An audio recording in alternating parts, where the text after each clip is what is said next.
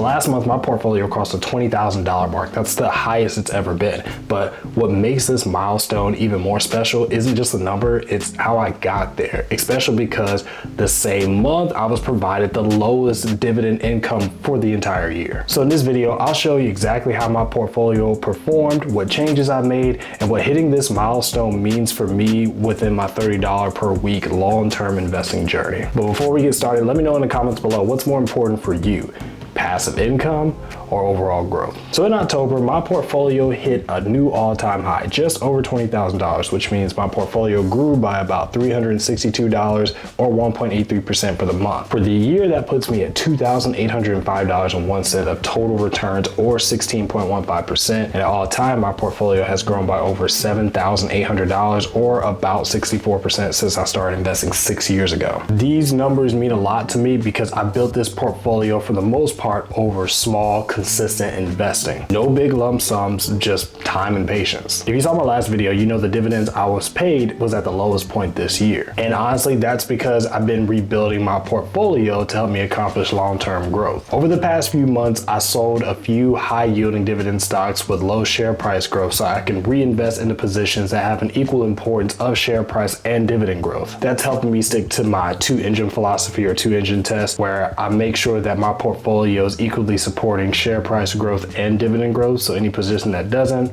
I can get rid of them. So even though in comparison to earlier this year, my annual portfolio projection has dropped, my growth has increased. And for now, for me, especially at this age, that's what matters most to me right now. So this month, I didn't go heavy on trades. I actually didn't sell any positions in the month of October, but I did add to a few existing positions, helping reflect where I see this portfolio going in the long term. My $30 per week investments went into companies like Williams-Sonoma and Costco. These are both stocks with very solid dividend CAGRs or compound annual growth rate, and both have some consistently increasing free cash flow growth. These positions and what they provide me, like many other positions, are very simple, and I'm realizing that simplicity and not just diversification for its own sake is what's giving me more rewards, especially as a low budget investor. So in October, my portfolio paid me $21.08 in dividends, which brings my annual running total to a little over $315. That was the lowest monthly income I received for this entire year,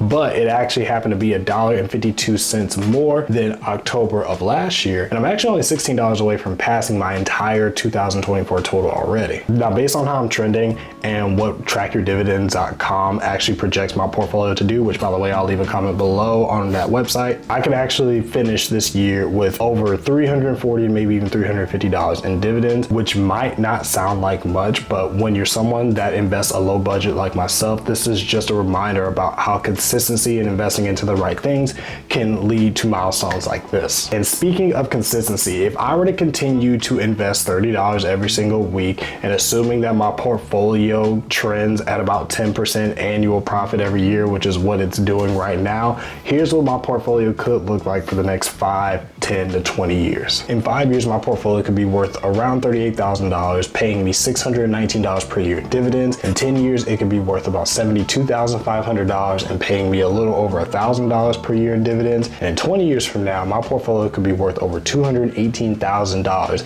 and paying me $2,556 per year in dividends. That right there is why I'm not focused on just the yield right now. I'm focused on momentum, because time and consistency are what can turn any amount into some sort of real wealth, not just the amount that you can invest. So despite October bringing me my lowest dividend monthly payment, it also provided me my biggest portfolio value ever.